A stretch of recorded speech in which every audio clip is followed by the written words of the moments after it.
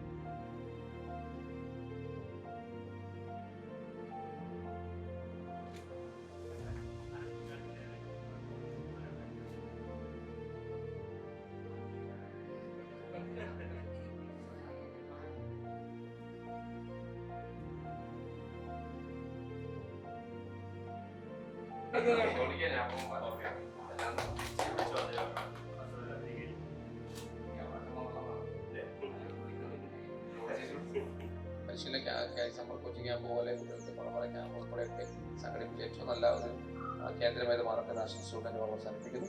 നമസ്കാരം. ഇനി പഞ്ചായത്ത് ചെറിയമായിട്ടുള്ള ആശംസകൾ. സന്തോഷമുണ്ട്. പ്രത്യേകിച്ച് വാർഡ് മെമ്പർ എന്നുള്ള രീതിയിൽ എനിക്ക് ഒരുപാട് സന്തോഷമുണ്ട് ഇവിടെ നിൽക്കുമ്പോൾ. കാരണം ഞാൻ ആദ്യമായിട്ട് ഈ വീട്ടിലേക്ക് കടന്നു വന്നത് ലക്ഷ്മിക്കുട്ടിയമ്മ സാർ എന്ന് പറഞ്ഞ മാറോഗൈനിലെ എല്ലാവർക്കും പ്രിയങ്കരിയായ ടീച്ചറിൻ്റെ എൻ്റെ ഹസ്ബൻഡ് തന്നെ അധ്യാപികയായിരുന്നു. ഞങ്ങൾ നല്ല ബന്ധത്തിലായിരുന്നു. അങ്ങനെയാണ് ഇവിടെ ഈ വീട് ആദ്യമായിട്ട് വരുന്നത്. ഇവിടെ മതിലൊക്കെ നല്ല ഭംഗിയായിട്ട് ഒരിക്കൽ ചെയ്തിരുന്നു. ആ ഒരു സമയത്താണ് പ്രളയമൊക്കെ ഉണ്ടായി. പിന്നീട് ഇവിടെ കാട് പിടിച്ചൊക്കെ കുറേ നാൾ കിടന്നു. സാറിന് ഇടയ്ക്കിടയ്ക്ക് ഇവിടെ കാണും. സാർ ഇവിടെ വന്നു പോകുന്നു. പക്ഷെ ഇത്ര വലിയൊരു കലാകാരനാണെന്നതിനപ്പുറം ഇത്ര ഒരു സാറിൻ്റെ ഒരു വാക്ക് ഞാനിങ്ങനെ വീണ്ടും വീണ്ടും മനസ്സിൽ ആലോചിക്കുകയായിരുന്നു. ചിത്രകല എന്ന ആഗോള ഭാഷ. അപ്പോൾ ഭാഷകൾക്ക് അതീതമായിട്ട് ആയുർവേദത്തെ കൂട്ടിയിണക്കിക്കൊണ്ട് ഇത്ര മനോഹരമായിട്ട് ഇത്രയും വലിയൊരു കലാകാരൻ ഈ വാർഡിൻ്റെ ഭാഗമായിരുന്നു എന്നുള്ളത് തിരിച്ചറിയാൻ വൈകി എന്നുള്ളതിൽ എനിക്ക് വലിയ സങ്കടവും ഒരു കുറ്റബോധമൊക്കെ തോന്നുന്നുണ്ട്. സത്യം നിരവധി ആളുകൾ ഇവിടെ ദൈനംദിനം ഈ പുഴയും ഈ കൊലക്കാട്ടുകടവും ഇവിടെ ചുറ്റിയുള്ള റിസോർട്ടുകളും ഒക്കെ ആസ്വദിക്കുന്നതിന് വേണ്ടി വരുന്നുണ്ട്. അതോടൊപ്പം ഈ ആർട്ട് ഗാലറി കൂടി സന്ദർശിച്ചു പോകുന്ന രീതിയിൽ ഇതിനൊരു സർക്കിളായിട്ട് രൂപപ്പെടുത്താൻ കഴിഞ്ഞാൽ ഒരു പക്ഷെ വിനോദസഞ്ചാരികൾക്കൊരു വലിയൊരു ആസ്വദിക്കാനും സാറിനെ അറിയാനും കലയെ അറിയാനും അതോടൊപ്പം തന്നെ ആയുർവേദവും ചിത്രകലയും തമ്മിൽ എനിക്ക് തോന്നുന്നു ഇതിനു മുമ്പ് ഞാൻ എൻ്റെ അറിവിൽ അങ്ങനെ ഒരു ഇത് കേട്ടിട്ടില്ല. മനോഹരമായ മറ്റു പലതിനെയും ചിത്രകാരന്മാർ തേടി പോകുമ്പോൾ ഇങ്ങനെ ഒരു ആയുർവേദവുമായി മിക്സ് ചെയ്തുകൊണ്ട് സാറിന്റെ മക്കളൊക്കെ ആയുർവേദ ഫീൽഡാണ്, അല്ലെങ്കിൽ സാറിന് കുറച്ച് താല്പര്യമുള്ള ഒരു ഫീൽഡ് കൂടി ആയിരിക്കണം. അതുകൊണ്ട് മക്കൾക്ക് അതീതമായിട്ട് ഇങ്ങനെ ഒരു സംരംഭം തുടങ്ങാൻ കഴിഞ്ഞതിനും ഇത് കോടനാട് എന്ന് പറയുമ്പോൾ ആർട്ട് ഗാലറി സാറിനെയും കൂടെ ചേർത്ത് വായിക്കാൻ തക്ക രീതിയിൽ കേരളത്തിൽ മാത്രമല്ല പുറത്തേക്കൊക്കെ എല്ലാവരെയും പ്രാർത്ഥിച്ചുകൊണ്ട് എല്ലാവിധ ആശംസകളും നേരുന്നു.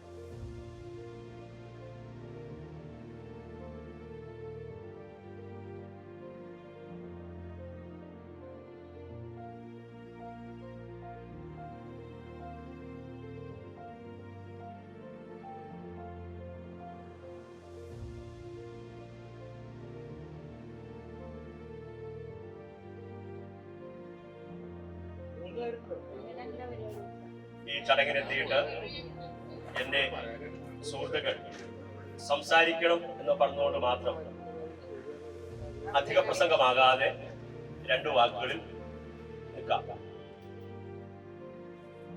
ഞങ്ങൾ അകനാട് ഗവൺമെന്റ് UP സ്കൂളിൽ പഠിക്കുമ്പോൾ, ഞങ്ങൾ 6ാം ക്ലാസ്സിൽ പഠിക്കുമ്പോഴാണ്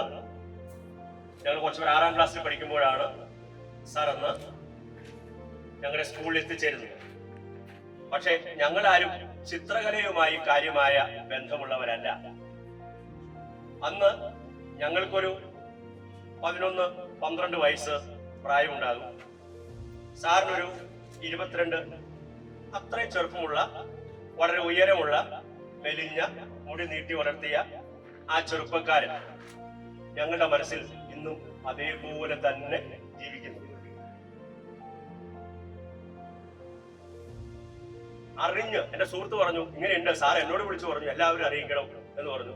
അത് മതി ഞങ്ങൾക്ക് ഈ കാര്യത്തിൽ ഈഗോ എന്ന് പറയുന്ന സംഗതിയില്ല.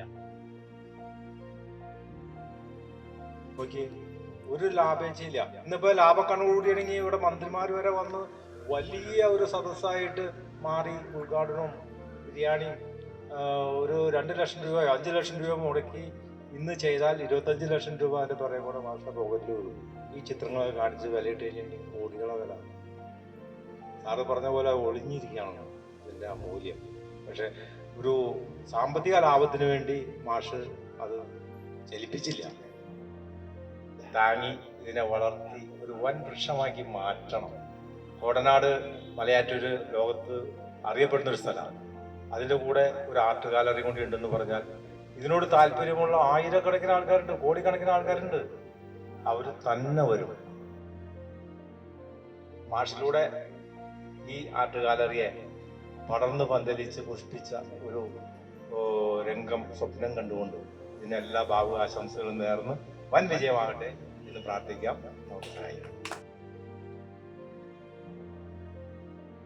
നമുക്ക് മനസ്സിൽ കൂടെ എപ്പോഴും കടന്നുപോയ ഒരു ആശയമാണ്. കാരണം വരയ്ക്കാൻ കഴിവുള്ളവർക്ക് വരയ്ക്കാൻ ഒരു ഇടമില്ലാത്ത സാഹചര്യമുണ്ട്.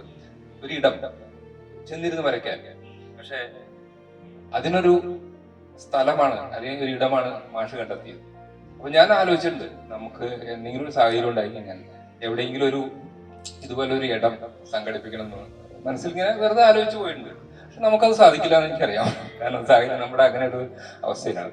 അപ്പൊ മാഷ് ഇങ്ങനെ ഒരു ആശയം പറഞ്ഞപ്പോ വളരെ സന്തോഷം തോന്നി. അപ്പൊ മാഷ് പറഞ്ഞു, മാഷിന് വേണ്ട എല്ലാ ഹെൽപ്പും, എന്നെ കൊണ്ട് സാധിക്കുന്ന എല്ലാ ഹെൽപ്പും ഞാൻ ചെയ്യാം എന്ന് പറഞ്ഞു. അപ്പൊ ഞാൻ എന്നെ കൊണ്ട് ചെയ്യാൻ സാധിക്കുന്ന അത്യാവശ്യ ഹെൽപ്പുകൾ മാഷിന്റെ കൂടെ ഉണ്ട്, ഇനിയും ഉണ്ടാവും. സ്ഥാപനം നടക്കുന്നത് 15 കുട്ടികളെ ഞാൻ പഠിപ്പിക്കുന്നുണ്ട്.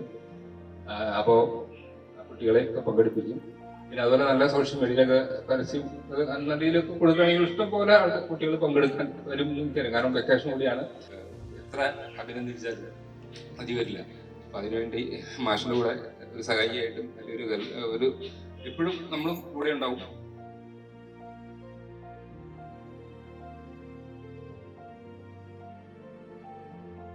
ഞാൻ മാഷിനെ കുറിച്ച് എന്തൊക്കെയാ പറയേണ്ടതെന്ന് ചോദിച്ചു കഴിഞ്ഞാൽ ഒരുപാട് കാലങ്ങളായിട്ട് മാഷായിട്ട് മനസ്സിലുള്ളതാണ്. ഞാൻ എൻ്റെ വീടിൻ്റെ തൊട്ടടുത്ത് തന്നെയാണ് മാഷിൻ്റെ വീട്. അപ്പം ഞാൻ എനിക്ക് ഓർമ്മ വയ്ക്കുമ്പോൾ മുതലേ മാഷിൻ്റെ ഓരോ കളികൾ ഞാൻ കണ്ടുകൊണ്ടാണ് ഞാൻ എൻ്റെ വളർച്ച. എന്നെ അത്ഭുതപ്പെടുത്തുന്ന കാര്യം എന്താണെന്ന് വെച്ചാൽ മാഷിന് ഒരു കാര്യത്തിൽ ഒരിക്കലും ഉറച്ചു നിൽക്കാൻ പറ്റിയിട്ടില്ല. എൻ്റെ കാഴ്ചപ്പാടിൽ അങ്ങനെയാണ്. അപ്പോൾ 18 വയസ്സ് മുതൽ ഔദ്യോഗിക ജീവിതത്തിലേക്ക് കയറി സ്കൂളുകളിൽ മാറി പല സ്കൂളുകളിലും വാദ്യാരായിരുന്നു. ഈ വാദ്യാരായിരുന്നെങ്കിലും പുള്ളി അതിന് മാത്രം ഉറച്ചു നിൽക്കുന്ന ഒരാളല്ലാത്തതുകൊണ്ടാണ് ഇന്ന് ഇവിടെ നിൽക്കാൻ പറ്റിയത്.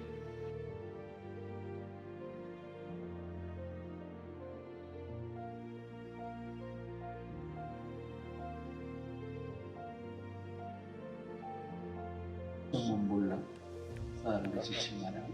അതായത് 6ാം ക്ലാസ്, ഇപ്പം എനിക്ക് 62 വയസ്സ്, 6ാം ക്ലാസ്സിൽ തുടങ്ങിയ. പക്ഷെ ഞാനിപ്പോൾ സത്യൻ മാഷ് പറഞ്ഞപ്പോഴാണ് ആലോചിച്ചത്, സാറിനെ സംബന്ധിച്ചുള്ള ഈ സദസ്സ് പോരാമായിരുന്നു. സദസ്സ് ഒരു വലിയ സദസ്സിന് അർഹതയുള്ളതാണ് നമ്മുടെ സാറ്. അത് ഇനിയുള്ള ദിവസങ്ങളിൽ അത് തെളിയിക്കണം. എനിക്ക് സാറിനെ സംബന്ധിച്ച് പറയുകയാണെങ്കിൽ പഠിത്തം കഴിഞ്ഞതിന് ശേഷം പല മേഖലകളിൽ ബിസിനസ്സുമായിട്ട് തന്നെ പല മേഖലകളും സാറുമായിട്ട് ബന്ധപ്പെട്ടിട്ടുണ്ട്. ഈ സാറെ കാലം മാറി, കുറച്ചൊക്കെ ജാടയും കുറച്ചൊക്കെ പബ്ലിസിറ്റിയും കാര്യങ്ങളൊക്കെ നമുക്ക് ഉണ്ടായേ പറ്റൂ. ഇനിയെങ്കിലും സാറ് പബ്ലിസിറ്റി, വേറെ ഒന്നും തോന്നുന്നില്ല. ഇത്രയൊന്നും ഇല്ലാത്ത എത്രയോ ആളുകൾ കുറച്ചൊക്കെ, ഇത്രയൊന്നും വേണ്ട, കുറെയൊക്കെ കാണിച്ച് നമ്മള് മറ്റുള്ള ചാനലുകളോ സോഷ്യൽ മീഡിയാസിലൊക്കെ സാറ് ചെയ്യേണ്ട, സാറിന് വേണ്ടി സഹായിക്കാനായിട്ട് ഒത്തിരി പേര് ഇവിടെ ഉണ്ട്. അവരൊക്കെ ചെയ്ത് സാറിനെ കൂടുതൽ മറ്റുള്ളവരിലേക്ക് എത്തിക്കാനുള്ള ഒരു കാര്യം കൂടി ചെയ്യണമെന്നൊരു അപേക്ഷയാണ്.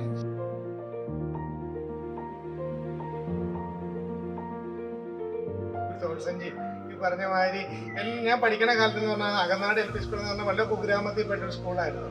ഒരു ഏറ്റവും നല്ലൊരു മനുഷ്യസ്നേഹിയായിരുന്നു സാറ്. അതാണ് ഏറ്റവും പ്രധാനപ്പെട്ട ഒരു പോയിന്റ്. പിന്നെ എവിടെ വെച്ച് കണ്ടാലും സാറിന് യാതൊരു ജാടയില്ല, നമ്മളോട് വന്ന് വർത്താനം പറയും.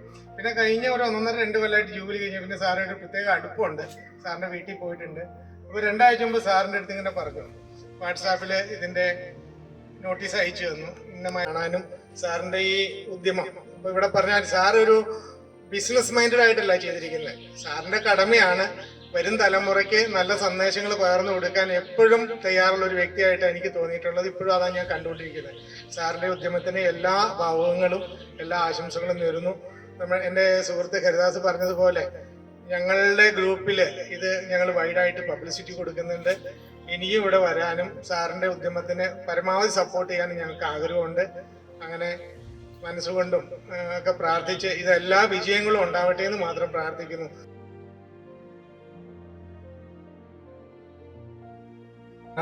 സ്കൂളിലെ ആദ്യത്തെ ബാച്ച്, ഇവര് 2ാമത്തെ ബാച്ചാണ്. അപ്പോൾ ആദ്യമായിട്ട് സാറിൻ്റെ ചിത്രരചനയെ കുറിച്ച് പറയുകയാണെങ്കിൽ അതാണ് എൻ്റെ മനസ്സിലേക്ക് ആദ്യം ഓടിയത്. ഞാൻ SSLC കഴിഞ്ഞ ഉടനെ ഇവിടം വിട്ടുപോയ ആളാണ്. ഞാൻ ബ്ലാക്ക് ബോർഡിൽ വരയ്ക്കുന്ന, സാറിന് ഓർമ്മയുണ്ടോയെന്നറിയില്ല, ഒരു പൈനാപ്പിൾ 2-3 വരവുണ്ട് ആ മുള്ളും വരച്ചു കഴിഞ്ഞു ബോർഡിൽ. എല്ലാവർക്കും അത്ഭുതമായി. കാരണം അത് ഇത്ര പെട്ടെന്ന് ഇങ്ങനെ ലളിതമായി വരയ്ക്കാൻ കഴിയും ഒരു പൈനാപ്പിൾ എന്നുള്ള.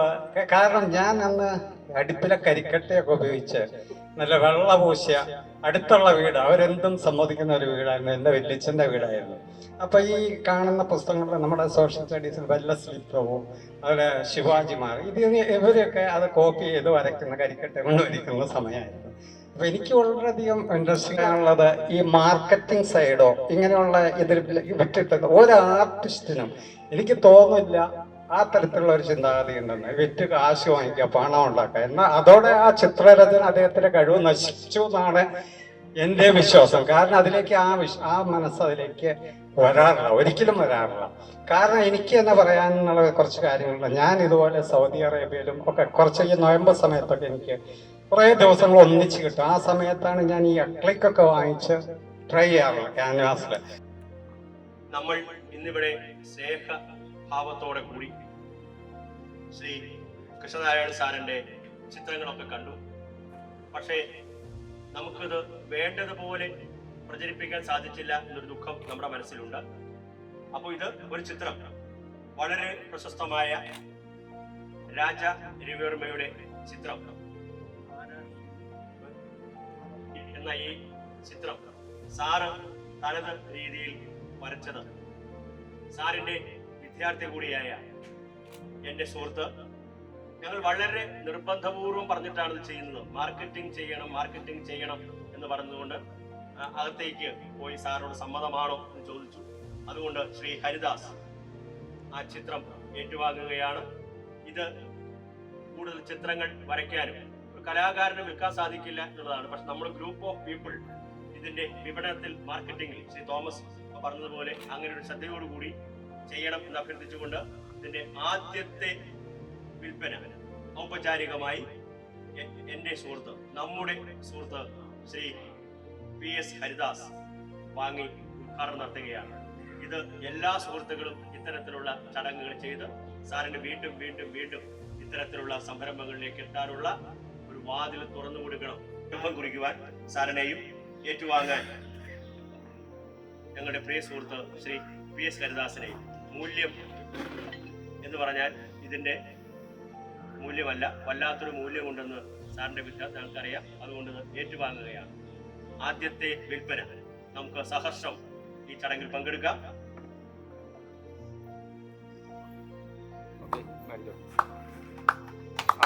പക്ഷെ അത് നടുക്ക് വെച്ച് മാറ്റി.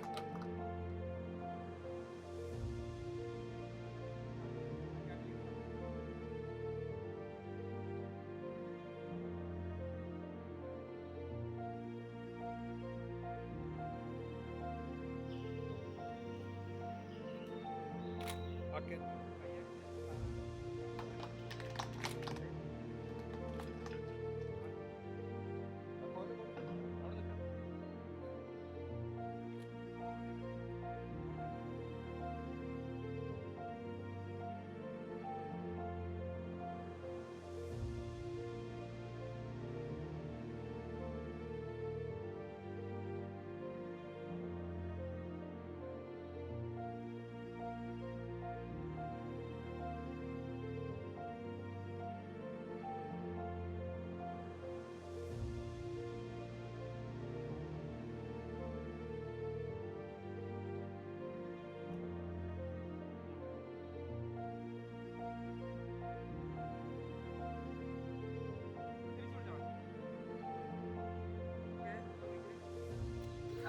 സുഹൃത്തുക്കളെ, ശിഷ്യന്മാരെ, ഞാൻ ഇത്രയൊന്നും പ്രതീക്ഷിച്ചില്ല. ചെറിയ രീതിയിൽ പ്രദർശനം സംഘടിപ്പിക്കാമെന്ന് പറഞ്ഞു. പക്ഷേ ഫലത്തിൽ വന്നു കഴിഞ്ഞ് കഴിഞ്ഞപ്പോൾ ഇതെല്ലാവരും മൊഴിയുള്ളൂ അനുഭവമായി എന്നാണ് പറയുന്നത്. അപ്പോൾ ഈ 9 കൊല്ലം മുമ്പ് പഠിപ്പിച്ച വിദ്യാർത്ഥികളെ എന്നെ അതിശയപ്പെടുത്തുക, ഇത്രയൊന്നും ഞാൻ പ്രതീക്ഷിച്ചില്ല.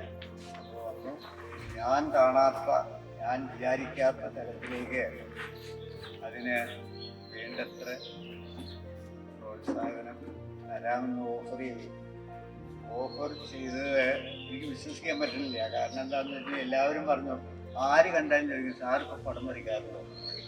ആദ്യം ചോദിക്കുന്നത് അതാണ്, അടുത്ത് പോകാണോ ടീച്ചറെന്ന് പറഞ്ഞതല്ലേ സാറിപ്പോൾ പടം വരയ്ക്കാറുണ്ടോ.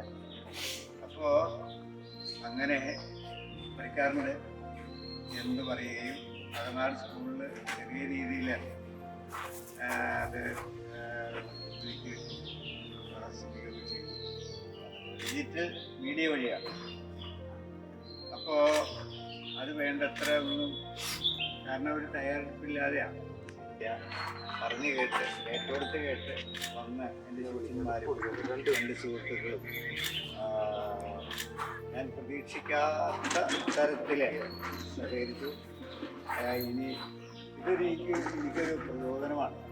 പറഞ്ഞു ശരിയല്ലേ, ഞാൻ ഉദ്ദേശിക്കാത്ത തരത്തിലാണ് ഇതിനെ എല്ലാവരും കാണുന്നത്. അപ്പോൾ നമുക്ക് എന്തെങ്കിലും പ്രയോജനപ്രദമായ രീതിയിൽ കുട്ടികൾക്ക്, യുവതലമുറയ്ക്ക്, ചിത്രങ്ങൾ ഇഷ്ടപ്പെടുന്നവർക്ക് പറ്റുന്ന രീതിയിൽ, പ്രയോജനപ്പെടുന്ന രീതിയിൽ നമുക്കാക്കി തീർക്കാം. ഇന്ന് ഈ ലളിതമായ ചടങ്ങിൽ വന്നെത്തിയ എല്ലാവർക്കും എൻ്റെ ആത്മാർത്ഥമായ നന്ദി.